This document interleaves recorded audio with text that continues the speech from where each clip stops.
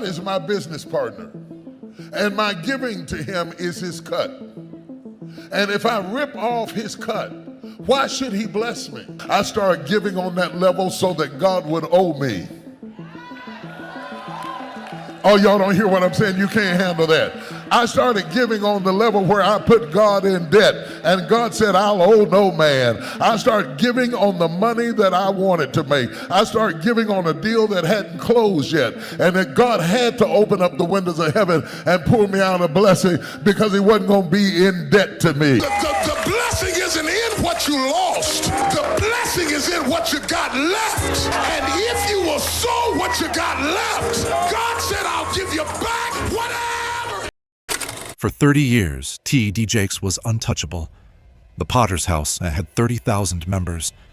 His mansion was worth $5.6 million. His conferences filled stadiums. His name was mentioned alongside Billy Graham. And then, in 1 year, he lost everything. His reputation, his church, and the trust of the people who called him bishop. This is the documented collapse of a man who shaped American Christianity for 3 decades. To understand what T.D. Jakes lost, you have to understand what he built, that because the empire was real, and it was massive. By 2015, Thomas Dexter Jakes had constructed something no other pastor in modern history had achieved. The Potter's House in Dallas wasn't just a megachurch. It was a phenomenon. 30,000 members, a 191-acre campus. Services broadcast to millions across the globe. His book, Woman Thou Art Loosed, sold over 5 million copies. He turned it into a stage play that grossed tens of millions. Then a feature film. Then a franchise. Megafest. His annual conference drew 75,000 attendees to a single weekend. Corporate sponsors lined up. Television networks negotiated for his content. Time magazine called him America's best preacher. Essence magazine named him one of the most influential African Americans of his generation.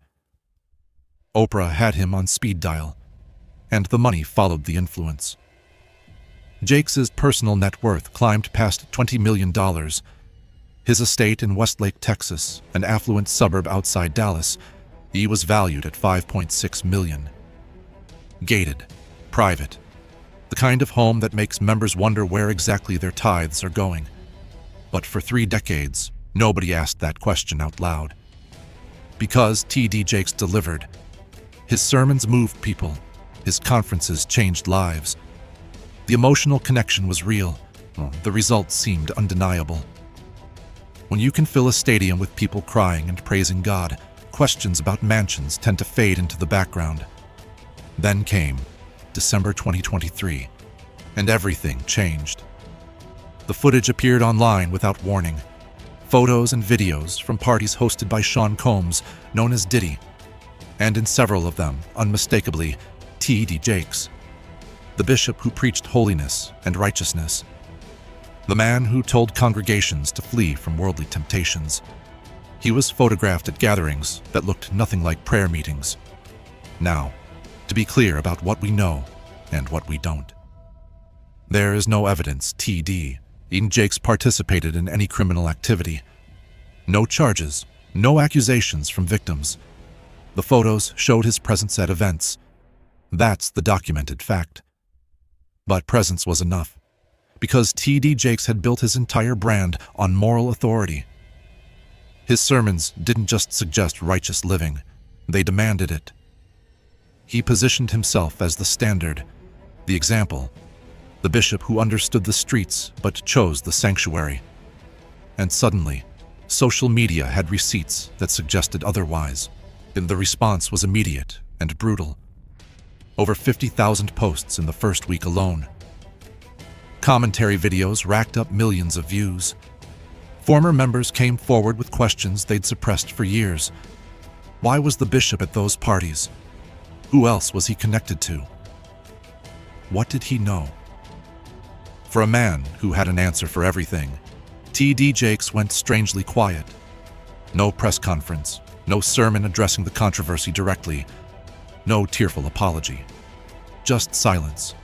And in that silence, his congregation started doing math they'd never done before. The Potter's House, at its peak, had 30,000 active members. By mid-2024, internal sources reported attendance had dropped below 18,000, a loss of 40%. 12,000 people walked away from a church they'd called home for years. The main sanctuary, built to showcase overflow crowds, now had visible empty sections during Sunday services. The cameras that once captured a sea of worshipers now had to frame their shots more carefully. The energy was different. You could feel it in the recordings. The building that T.D. Jakes built was becoming a monument to what used to be.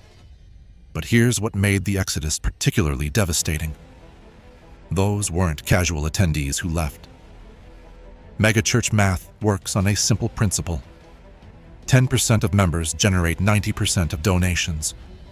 The people who stayed through 3 decades, who gave faithfully through every building campaign, who funded MegaFest and the television ministry and the global outreach. Those were the people asking the hardest questions, and tithing dropped accordingly. The Potter's House had operated on a budget that assumed 30,000 committed members. Programming built for that scale, staff hired for that attendance, facilities maintained for those crowds. When 40% of your congregation vanishes, the math becomes impossible.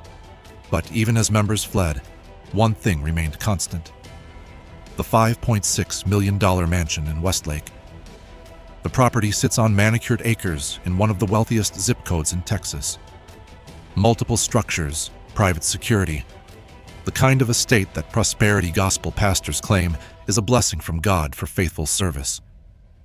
T.D. Jakes preached a version of Christianity that said wealth was a sign of divine favor. If you were poor, you weren't believing hard enough. If you were struggling, your faith was insufficient. And if you were rich, well, that proved God was pleased with you.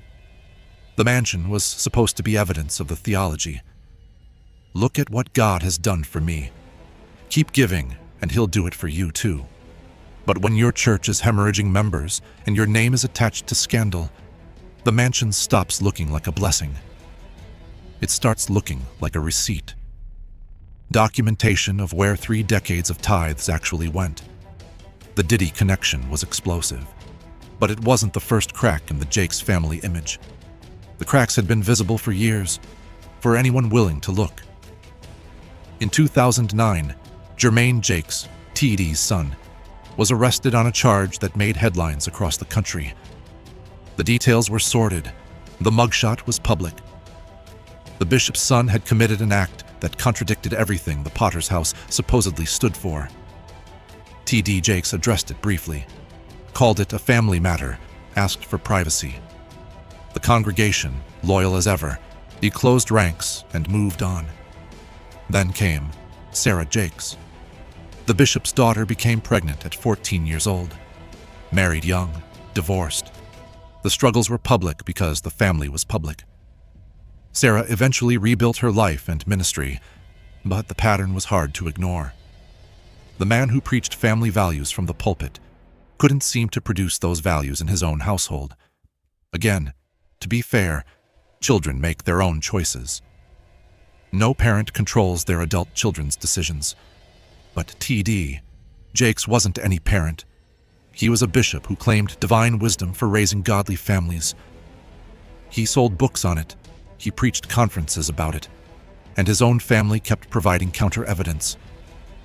By December 2024, T.D. Jakes had largely disappeared from public view.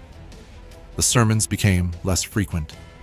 The social media presence, once constant, went quiet. Rumors spread that his health was declining. Some said he'd suffered a medical emergency. But notably, what didn't emerge was any direct statement about the Diddy controversy. No explanation of the relationships, no context for the photos, no pastoral letter to his congregation explaining what they'd seen. The man who had explained everything to everyone for 30 years suddenly had nothing to say about the one thing everyone was asking about. And that silence spoke volumes. Because T.D. Jakes had never been silent before. He had opinions on politics, on culture, on other people's scandals, and he'd built a media empire on having the right words at the right time. But when the scandal was his own, the words disappeared. Today, the Potter's House faces a crisis that goes beyond attendance numbers. It faces a succession problem that might be terminal. The megachurch model, as we've documented in previous videos, depends entirely on the founding pastor, the building, the brand, the broadcast ministry. It all exists because one person attracted the crowds. When that person is gone, or compromised, the entire structure becomes vulnerable. T.D. Jakes is now in his late 60s. His health, by multiple reports, has declined, and there is no clear successor who can draw even a fraction of his audience. His son, Jermaine, has his own history.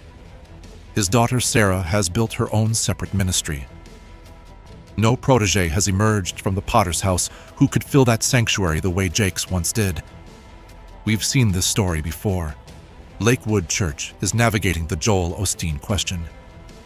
Saddleback Church nearly collapsed after Rick Warren's departure. Crystal Cathedral went bankrupt and was sold to the Catholic diocese.